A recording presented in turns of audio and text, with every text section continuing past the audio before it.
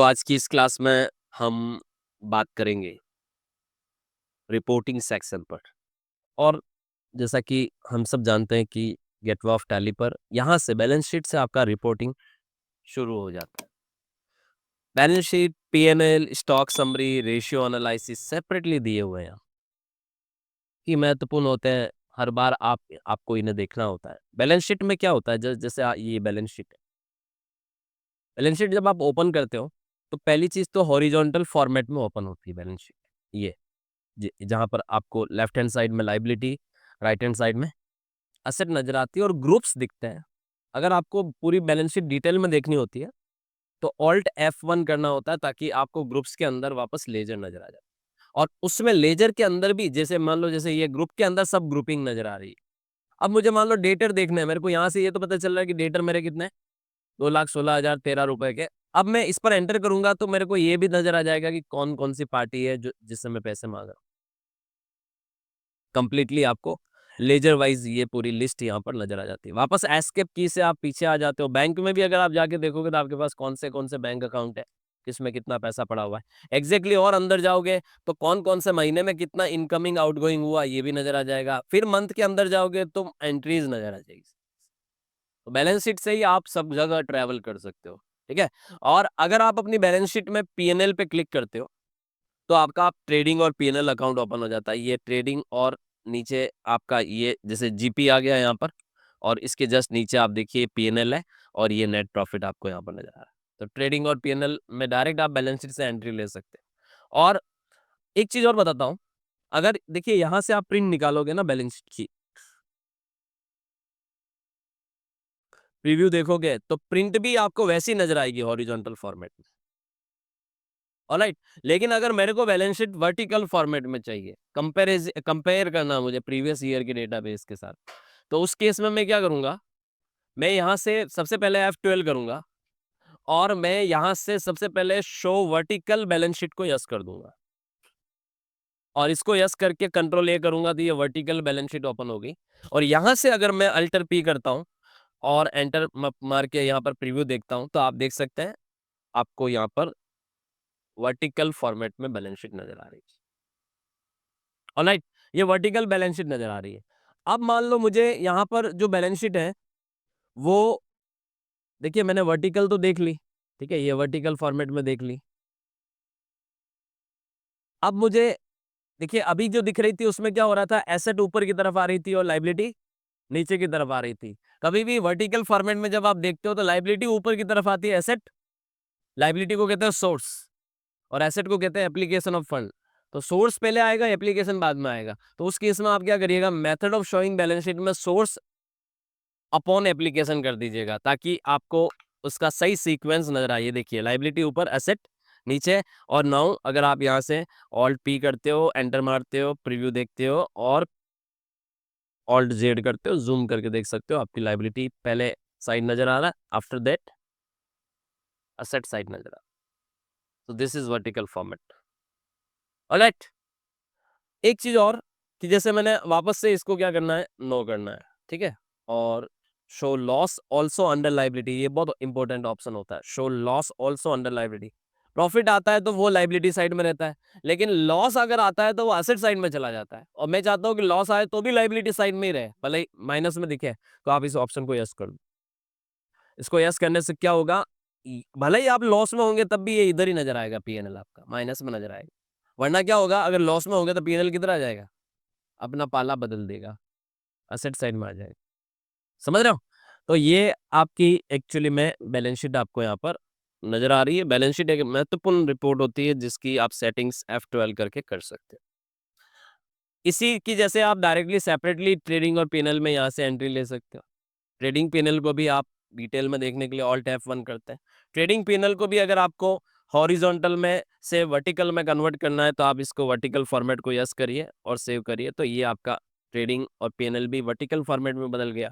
इसको भी alt P करके आप प्रिंट निकाल सकते हैं, प्रीव्यू देख सकते हैं, जूम करके आप इसको देख सकते हैं। ये पूरा ट्रेडिंग और पीएनएल आपका completely income statement vertical format में आपको नजर आ रहा है। ऑलराइट, मतलब देखिए ना, जब आप मैनुअल अकाउंटिंग की बात करते हो तो आपको हर चीज हाथ से बनानी आनी चाहिए होती। बहुत डिटेल बंदे को नॉलेज होना चाहिए। लेकिन जब सॉफ्टवेयर की बात करते हैं, सॉफ्टवेयर में एक बटन यस करने से सारा रिपोर्ट का दिखने का तरीका ही क्या हो जाता है?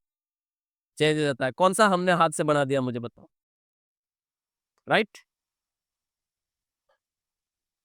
एक और चीज़, कभी भी किसी भी रिपोर्ट को जब आप प्रिंट करते हो ना अल्ट पी करके, ठीक है? तो इसमें कॉन्फ़िगरेशन भी होता है देखिए। ये कॉन्फ़िगरेशन सारी प्रिंट सेटिंग होती है एक तरह से, कि भैया आपको प्रिंट सेटिंग में कोई बदलाव तो नहीं करना है।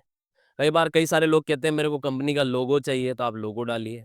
कई बार लोग कहते हैं मुझे कंपनी का एड्रेस चाहिए, मुझे फ़ोन नंबर भी चाहिए, मुझे उद्यम नंबर भी चाहिए, मुझे सिम नंबर भी चाहिए, मुझे वेबसाइट भी चाहिए, मुझे ये भी चाहिए, मुझे वो भी चाहिए। सारी सेटिंग आप यहाँ से यस नो कर सकते हैं। टोटल सेटिंग आपको यहाँ पर नज़र आ रही है, प्रिंट के लिए। ऑलराइट? स्टॉक समरी भी बड़ा महत्वपूर्ण रिपोर्ट होता है। इसमें आपको वही स्टॉक नज़र आएगा जिसका क्लोजिंग बैलेंस होगा। वो स्टॉक इसमें नज़र नहीं आएगा, जो स्टॉक क्या हो चुका है? सेल हो चुका है और उसका बैलेंस नहीं है, वो नज़र नहीं आएगा। इसमें सिर्फ़ वही दिखेगा जिसका बैलेंस होगा और इसमें भी देखिए आप जो बोल्ड दिख रहे हैं वो ग्रुप्स हैं और जो सिंपल दिख रहे हैं वो पर्टिकुलर स्टॉक आइटम है और ग्रुप के अंदर भी आइटम हो सकते हैं। इसको भी अल्टर F1 करोगे तो डिटेल में दिख जाएगा। ग्रुप के अंदर के आइटम भी दिखेंगे आप। इसका भी प्रिंट निकाल सकते हो। प्रिंट किसी भी रिपोर्ट का निकाल सकते हो आप। प्रीव्यू देख सकते हो। ये आपकी स्टॉक समरी है। आपके पास क्लोजिंग स्टॉक जो पड़ा हुआ है ना उसकी समरी है। कई बार क्या होता है हमारा बॉस हमें ऑर्डर देता है, ये लाओ, वो लाओ। सब कुछ आपका सॉफ्टवेयर आपको निकाल के दे देगा, आपको आना चाहिए बस। बॉस ने बोला अपने पास कितना स्टॉक पड़ा है लिस्ट लाओ। सर वो कैसे निकालते हैं? कल से आना मत, ठीक है? तो सीधी-सी बात है ना कि कैसे पूछोगे बॉस से तो फिर वो आपको कैसे पूछने के लिए पैसा नहीं दे रहा है। आप कैपेबल होने चाहिए कि हाँ, मेरे को करना है।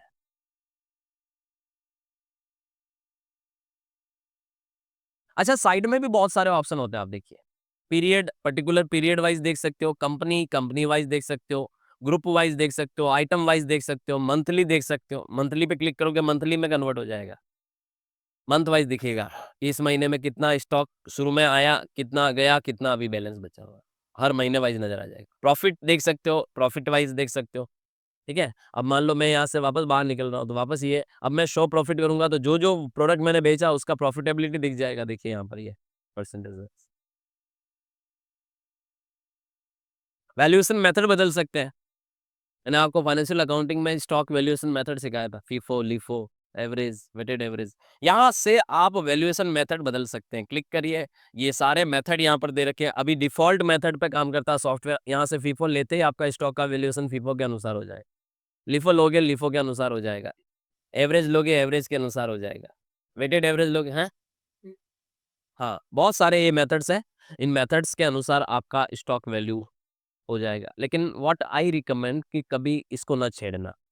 इसको छेड़ने से अंदर की सारी चीज़ें छिड़ जाएगी। क्योंकि आप स्टॉक की वैल्यू अगर जैसे फीफो ले लिया, तो फिर सॉफ्टवेयर हमेशा क्या मानेगा जो पहले आया वो पहले चला गया। तो आपने तो सेल परचेज़ भी कर रखी है और क्लोजिंग स्टॉक भी है। सभी एंट्रियों में सॉफ्टवेयर उसी अनुसार कॉस्ट कंसीडर करके आपका सारा रिपोर्ट चेंज हो जाना है।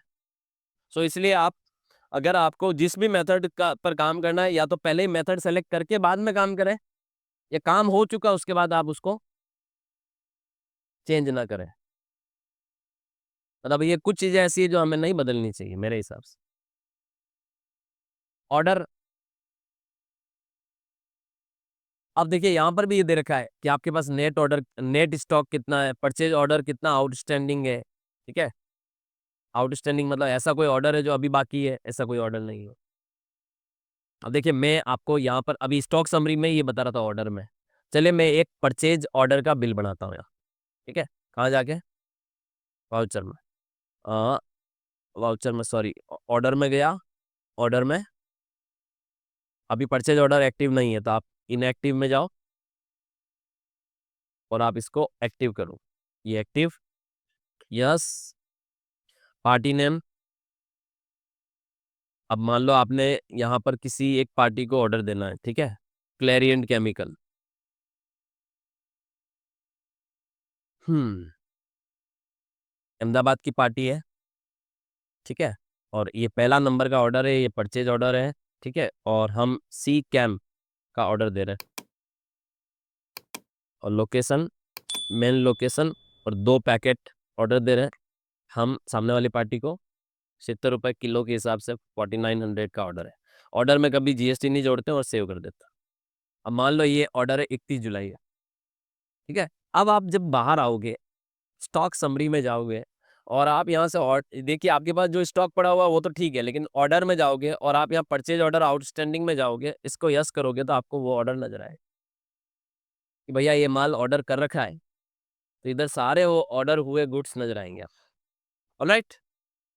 और बहुत सारी चीजें हैं, जैसे सेल्स ऑर्डर आउटस्टैंडिंग भी यहाँ से आप देख सकते हो कि कौन से ऑर्डर अभी जो सेल ऑर्डर लगे हुए हैं वो पेंडिंग है। सेलेबल स्टॉक कौन सा है? सेलेबल स्टॉक मतलब जो आपके पास स्टॉक अवेलेबल है वो सेलेबल, ठीक है। ये सारा सेलेबल है जो आप बेच सकते हैं। एक और ऑप्शन होता है यहाँ पर रेशियो एनालिसिस, बड़ा इंपॉर्टेंट होता है जब मैनेजरियल लेवल पर आप इसका महत्व समझो। मैनेजमेंट अकाउंटिंग का पार्ट होता है, डिसीजन मेकिंग का पार्ट होता है रेशियो। बिजनेस की फाइनेंशियल कंडीशंस, पोजीशंस रेशियो दिखाते हैं। तो कई सारे रेशियो ऑटो कैलकुलेट हो जाते हैं। देखिए यहाँ ऑटोमेटिकली कैलकुलेट होगा।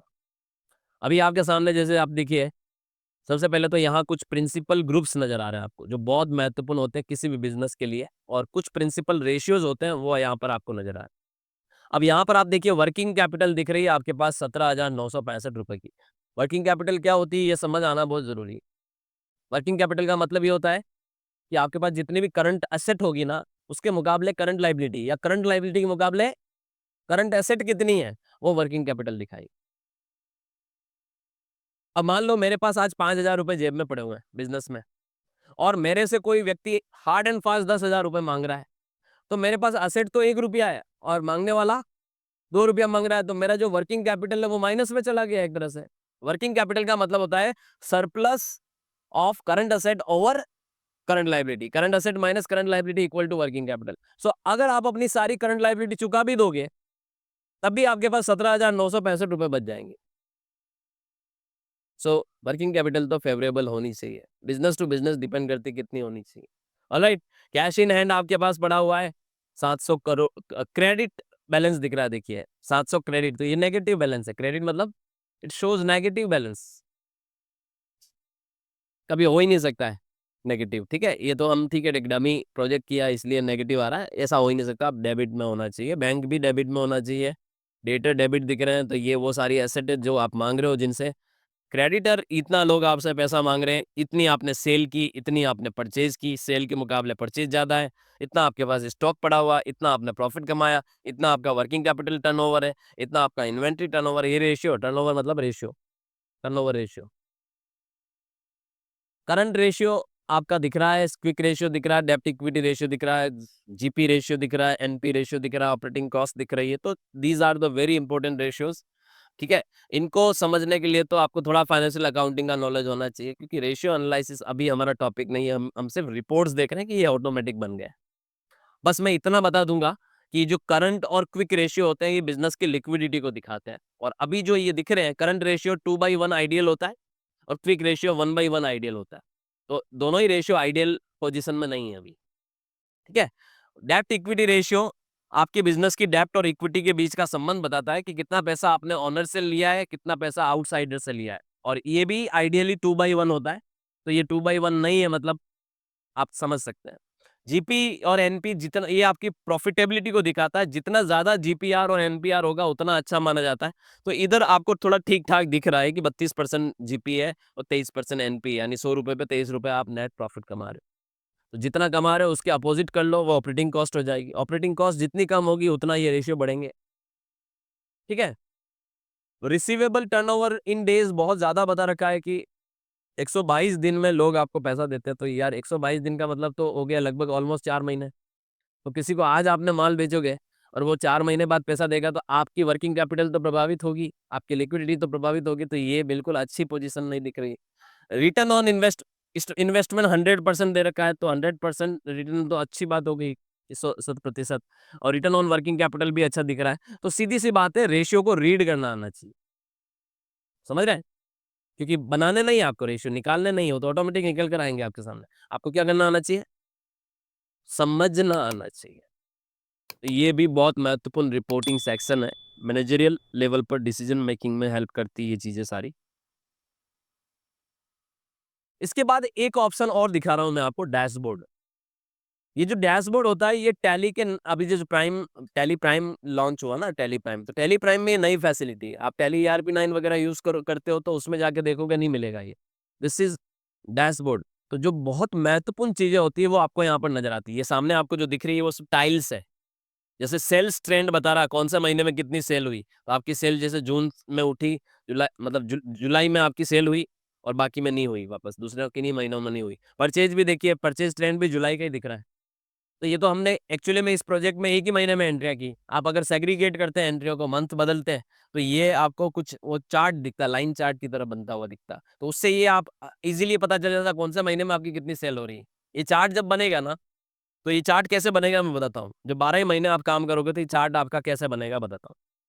जैसे नीचे ये आपके 12 ही महीने ऐसे ये उस चार्ट में नज़र आएँगे और ये चार्ट कुछ इस तरह से चलेगा, ये ऐसे। तो इससे आपको आइडिया लग जाएगा कौन से महीनों में आपकी सेल कम है, कौन से महीनों में आपकी सेल ज़्यादा होती है, ये इस तरह से चार्ट बनते हैं। तो ये सेल का भी बन रहा है, ट्रेंड दिखा रहा है, परचेज़ का ट्रेंड दिखा रहा है, कैश इनफ्लो और आउटफ्लो भी दिखा रहा है आपको कितना आया, कितना गया, है ना? उसके अलावा आपका जीपी, एनपी, सेल, परचेज़ की वैल्यू दिखा रहा है यहाँ पर, एसेट लायबिलिटी की वैल्यू दिखा रहा है, कैश और बैंक बैलेंस दिखा रहा है आपको। अकाउंटिंग रेशियोज़ जो महत्वपूर्ण रेशियो है, रिसीवेबल, पेएबल दिखा रहा है, तो ये इन्वेंटरी डिटेल दिखा रहा है, टोटल ग्रुप्स और लेजर के बैलेंस दिखा रहा है आपको। तो ये आपको यहाँ पर टाइल कुछ नज़र आ रही है। यहाँ से आप क्या कर सकते हो, टाइल्स को ऐड भी कर सकते हो। जैसे मान लो मैंने ऐड टाइल किया, अब किसको मुझे ऐड करना है यहाँ पर, आप यहाँ पर शो इनएक्टिव करो। किसी को अगर आपको और कोई टाइल आपको लानी है यहाँ दिए गए ऑप्शन में से तो आप ला सकते हो। मान लो मुझे जीएसटी लायबिलिटी और आईटीसी स्टैट्यूटरी वाली टाइल लानी है। कौन-सी? जीएसटीआर 3B वाली लानी है, तो ये देखिए टाइल आ गई। ये जीएसटीआर 3B में लायबिलिटी कितनी बनी और आईटीसी कितनी बनी, ये मंथ वाइज़ टाइल या 12 ही महीने की टाइल आप यहाँ देख सकते हो। तो आप यहाँ से टाइल्स ऐड भी कर सकते हो, अपनी इच्छा से। ठीक है? रिमूव भी कर सकते हो अगर आपको कुछ लगता है तो। और किसी को कॉन्फ़िगर करना है तो कॉन्फ़िगर भी कर सकते हो। ये जो पैटर्न होता है ना, ये जो सामने डैशबोर्ड बन रहा है, ये इसका एक सेपरेट कोर्स होता है, power BI, Microsoft power BI. Data analytical tool है पावर बीआई एक तरह से। आपके पास एक्सेल में या किसी और फॉर्मेट में लाखों करोड़ों डेटा है और आपको उससे इस तरीके का डैशबोर्ड बनाना है, तो वो काम करता है पावर के। समझ रहे हैं? और बहुत डिमांड है आईटी कंपनीज़ में पावर बीआई ऑपरेटर की या पावर बीआई स्पेशलिस्ट की। ये टैली ने भी एक तरह से यहाँ पर आपको एक छोटा-सा पावर बीआई का डैशबोर्ड आपके सामने प्रोवाइड किया है। ओके? इसके बाद देखिए ये तो मैंने वो सब बताई रिपोर्ट जो आपको बाहर ही नज़र आ रही। अब सबसे इम्पोर्टेंट पार्ट होता है डिस्प्ले में मोर रिपोर्ट का। डिस्प्ले में जब आप मोर रिपोर्ट में आओगे तो अब आपको यहाँ पर ऑलमोस्ट सारी अदर रिपोर्ट्स नज़र आएगी। मतलब सारी ऑलमोस्ट रिपोर्ट्स यहाँ पर मिलेगी सारी। उनमें सबसे ऊपर-ऊपर दिख रहा है ट्रायल बैलेंस। ट्रायल बैलेंस भी बड़ा महत्वपूर्ण होता है। ट्रायल बैलेंस आपको यहाँ पर जब आप ओपन करते हैं तो ग्रुप वाइज़ दिखता है। आप यहाँ से साइड में F5 अगर की यूज़ करते हो तो आपको लेज़र वाइज़ नज़र आ जाएगा ट्रायल बैलेंस। आप लेज़र वाइज़ ऑब्वियस सी बात है, ट्रायल बैलेंस हम बनाते हैं तो भी लेज़र वाइज़ ही बनाते हैं। टैली ऑटोमेटिक ट्रायल बैलेंस बनाता चलेगा और आप देख सकते हैं ट्रायल बैलेंस। आप इसका प्रिंट भी निकाल सकते हैं, ऑल्ट पी करके आप इसका प्रिंट भी निकाल सकते हैं। प्रीव्यू देखिए आपका ट्रायल बैलेंस आ जाएगा। तो ये ट्रायल बैलेंस का प्रिंट निकाल के आप मैन्युअली प्रैक्टिस भी कर सकते हो। कि जैसे ये प्रिंट निकाल लिया, अब मैं ट्रेडिंग पी&एल और बैलेंस शीट के फॉर्मेट बना लूँ और यहाँ से उठा-उठा के अकाउंट को कहाँ डालूँ? ट्रेडिंग पी&एल और बैलेंस शीट में डालूँ और फिर उसको मैं टोटल अप करूँ। तो ये प्रैक्टिस भी कर सकते हो फाइनेंशियल स्टेटमेंट बनाने की या फाइनल अकाउंट बनाने की। लोग बहुत कहते हैं ना कि यार सर हमें बैलेंस शीट बनाना सीखना है हमें, तो ये वो प्रैक्टिस डेटा आपको प्रोवाइड कर देगा ट्रायल बैलेंस। अच्छा, इनमें भी जो कुछ लेजर है डेबिट बैलेंस शो कर रहे हैं, कुछ लेजर क्रेडिट बैलेंस शो कर रहे हैं। तो ये लेजर के बैलेंसेस होते हैं, मतलब इतने सारे लेजर टैली ने बनाए हैं और ये इनके नेट बैलेंसेस है। ट्रायल बैलेंस हमेशा क्लोजिंग बैलेंस दिखाते हैं, क्लोजिंग वैल्यू दिखाते हैं। इस ट्रायल बैलेंस में वो लेजर तो आएंगे भी नहीं जिनका कोई क्लोजिंग बैलेंस नहीं है। जिनका डेबिट और क्रेडिट क्या हो गया, इक्वल हो गया, तो वो बैलेंस, उसका बैलेंस तो क्या हो गया, जीरो हो गया, वो ट्रायल बैलेंस का पार्ट नहीं बनते कभी। इसमें वही ट्रायल बैलेंस का पार्ट सिर्फ वही लेजर बनता है जिनमें कोई डेबिट बैलेंस है या फिर कोई क्रेडिट बैलेंस। ओके, इसके अलावा डे बुक में आपको सारी एंट्रियां नजर आएगी, लेकिन जब आप ओपन करोगे डे बुक को तो जो सबसे लास्ट डेट में आपने एंट्री की होगी वो डेट नजर आएगी और उस डेट की एंट्री नजर आएगी। जैसे मैंने सबसे लास्ट में 31 जुलाई की एंट्री कर रखी है, तो मेरे को 31 जुलाई की एंट्री नजर आ रही। अब मेरे को अगर डे बुक पूरे साल भर की देखनी है तो मैं यहाँ से अल्टर F2 करूं और 1 अप्रैल से 31 मार्च डाल दूं, तो मुझे सारे पूरे साल भर की एंट्रियां यहाँ पर नजर आ जाए। तो डे बुक में कभी भी आप डेट पीरियड डालिएगा, पीरियड डाल के डे बुक देखोगे तो आपको सारी एंट्री नजर आएगी। Day book is a book of all entries, all transactions. आपको किसी पर्टिकुलर मंथ की देखनी तो मंथ की डेट रेंज डाल दो, ईयर की देखनी ईयर की डेट रेंज डाल दो। ऑलराइट, प्रिंट भी निकाल सकते हो आप इन एंट्रीज का। अगला है कैश फ्लो। बिजनेस में कितना पैसा आया, कितना पैसा गया, पैसा कैश, वो दिखाता है कैश फ्लो। तो देखिए ये मंथ वाइज दिखा रहा है कि आपके 2 महीनों में सिर्फ आउटफ्लो हुआ, इनफ्लो तो हुआ ही नहीं। ठीक है, ये देख सकते हैं आप। और जब आप इस पे एंटर मारोगे तो सॉफ्टवेयर ये भी बता देगा कि ये जो पैसा गया है वो किन किन वजहों से गया। यहाँ से अल्टर F1 करोगे तो डिटेल में दिख जाएगा कि भाई 2944 रुपए तो आपने ड्यूटीज एंड टैक्सेस का पेमेंट किया, फ्रेट आपने 520 रुपए चुकाया, जीटीए सर्विस पर आरसीएम लाइबिलिटी चुकाई आपने, ये तो ये आउटफ्लो दिखा रहा आपका। अगर इनफ्लो होता तो आपको लेफ्ट हैंड साइड में दिखता।